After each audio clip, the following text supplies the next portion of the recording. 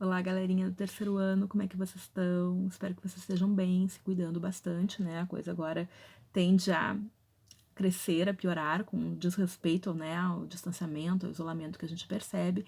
Então não é hora de baixar a guarda, continue se cuidando bastante, tá? Bom, então nós vamos dar continuidade ao nosso conteúdo e vamos começar a falar sobre nazismo alemão, que é, digamos, até o momento, a forma de fascismo mais bem acabada, né, que teve consequências trágicas, como o fascismo sempre tem, né? Então, a ideia, claro, como é um tema longo, é um tema que tem muitas informações, tem muitas coisas, a gente vai ter que fazer mais de um vídeo, né, para falar sobre as características, sobre o contexto, sobre como é que surgiu, né, por que surgiu, a gente tentar compreender todos esses elementos. Então, a gente vai fazer, né, esse é o primeiro vídeo e provavelmente vão ser outros, tá? Além de, claro, o material que eu tô preparando, vou deixando para vocês, tá? Bom, então, em relação ao contexto, vamos pensar por que o nazismo surgiu, né, na Alemanha, né? O fascismo já tinha surgido na Itália, e, claro, as suas ideias vão inspirar, né, o nazismo alemão, principalmente, né, o Hitler, que vai ser o grande nome, né, dentro do nazismo, a grande liderança que vai se forjar nesse contexto, e que era um admirador das ideias do Mussolini, e, claro, vai acabar superando, né, quilômetros, né, o seu mestre do mal, digamos, tá?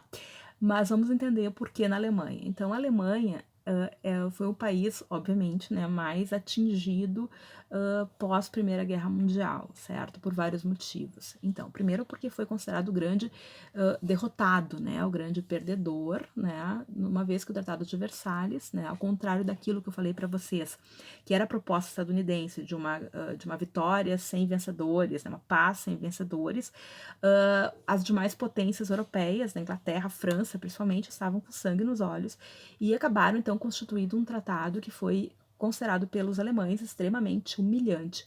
Então, pelo Tratado de Versalhes, a Alemanha, né, foi considerada a grande culpada por tudo e por isso mesmo teve, digamos assim, uma série de exigências sobre a Alemanha, uma indenização que era praticamente impagável, certo? Então, que detonou a economia alemã, que já estava detonada pelo esforço de guerra. Lembrando que a Alemanha teve um número de mortos altíssimo, né? No final da guerra já eram crianças que estavam indo para o fronte. Então, a grande parte da sua força de trabalho masculina, né, foi morta ou, né, teve sequelas, consequências, né, no sentido físico, né? Então, todas essas questões a gente tem que ter em mente. Além disso, a gente tem, então, essa indenização muito alta para se pagar, né? Também grande parte da indústria alemã, então, né, vai ser levada embora, né? Então, os vencedores vão, né, pegar praticamente grande parte dos equipamentos, né, da indústria alemã.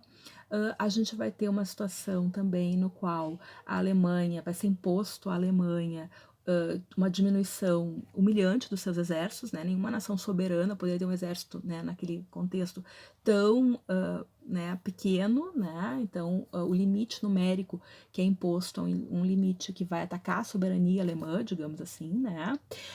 A Alemanha vai estar proibida, digamos assim, de ter uma indústria bélica considerável, certo? A Alemanha, ela ainda por cima, né, vai perder, né, a Alsácia-Lorena, que era um território que na Guerra Franco-Prussiana vai ter sido, né, tomado da França, ela tem que devolver.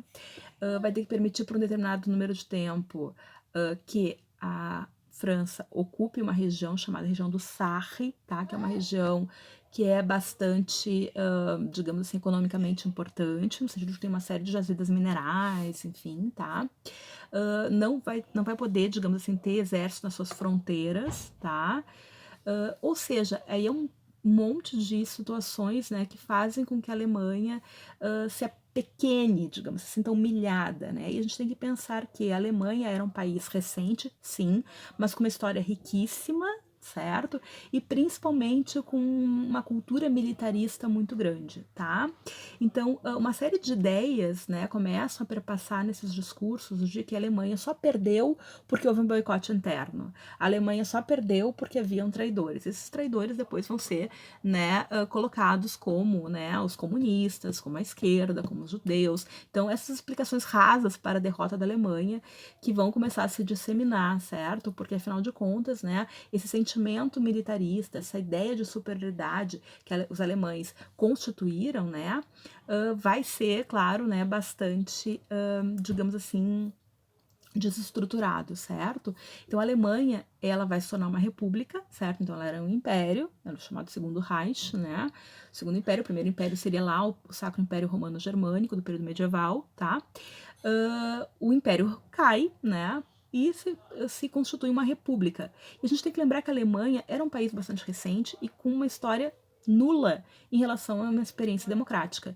Então a República de Weimar, quando surge, digamos assim, ela já surge bamba, assim, meio bamba, né? Atacada por todos os lados. Atacada por uma esquerda que começa a se empoderar, já que, de alguma forma, sempre foi contra, né, grande maioria, não todos, mas digamos que com um discurso geral, né, a esquerda, no sentido de partidos como, por exemplo, o Partido Comunista, né, como uma perspectiva, né, anarquista e outros grupos de horário de esquerda, sempre fizeram uma crítica à Primeira Guerra Mundial, né, no sentido de que era uma guerra nacionalista e são discursos internacionalistas, certo?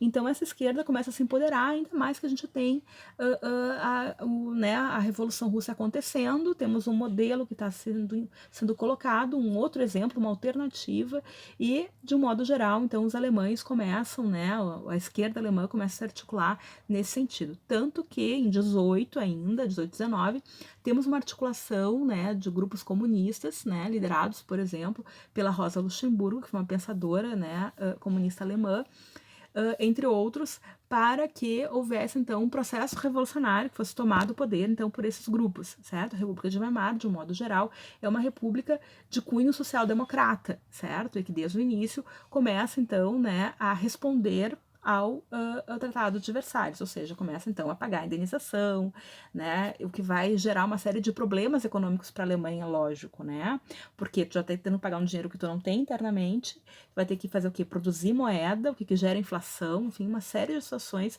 muito complicadas que esse grupo está lidando. Então, grupos mais à esquerda acreditam que este seja exatamente o momento, então, para tomar o poder e vão articular o que a gente vai chamar de Revolução Espartaquista, mas que vai ser derrotada, né?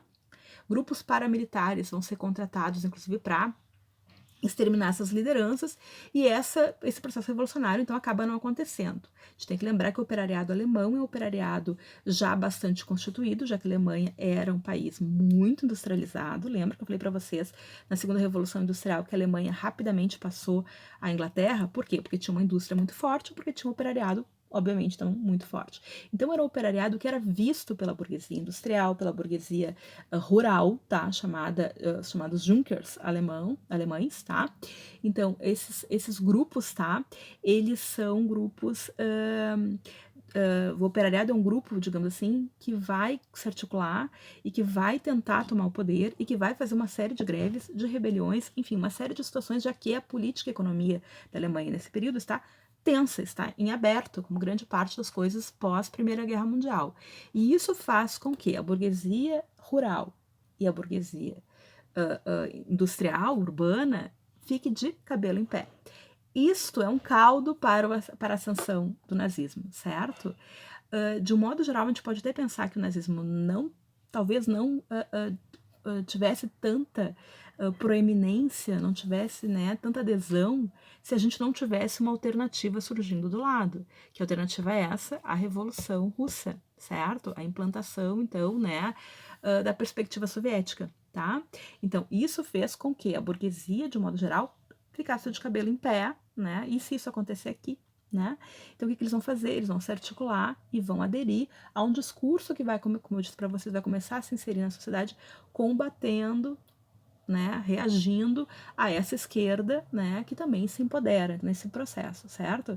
E essa burguesia vai exatamente financiar, tá, grupos paramilitares, milícias que vão surgindo nesse momento, tá? Exatamente para combater essa esquerda, tá? Então, para que essas milícias se organizem, elas precisam de quê? De dinheiro. Quem é que vai dar dinheiro? A burguesia industrial. Por que ela vai dar dinheiro? Exatamente porque ela tem muito medo da esquerda, tá? E essas milícias paramilitares, elas vão exatamente agir para exterminar a oposição política, para desarticular qualquer grupo, movimento de esquerda. Tudo bem? Tá, então este é o cenário, digamos assim, o cenário ideal para que surja o fascismo alemão, tá? Ou seja, uma derrota brutal, né, na guerra. Então, uma grande frustração. Lembra que vocês, todo fascista é frustrado, tá? Então, uma grande frustração, né? Começa a se buscar uma série de, digamos assim, discursos que culpem alguém, que encontrem, né, um culpado para que essa situação esteja acontecendo. E por fim, né, a gente tem aí uma alternativa surgindo, uma esquerda que de alguma forma se empodera, né, e aí há uma necessidade então de combater, né, essa esquerda. Por isso, essa burguesia industrial vai financiar pesadamente essas milícias, esses grupos paramilitares que vão surgindo nesse contexto. Tudo bem? Então, este é o contexto inicial, tá bom? Próximo vídeo a gente continua.